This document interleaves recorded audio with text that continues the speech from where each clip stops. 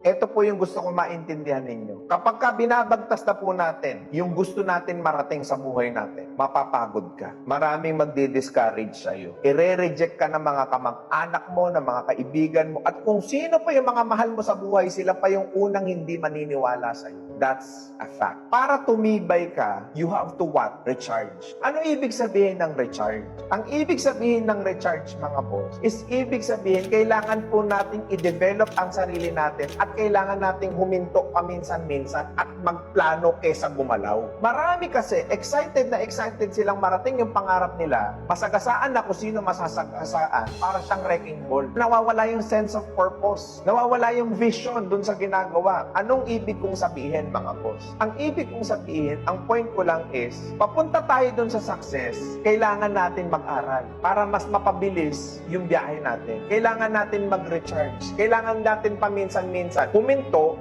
mag-assess. You have to sharpen your saw. Tandaan mo, mas mabilis ka makakaputol ng puno kapag ka matalas ang lagari mo.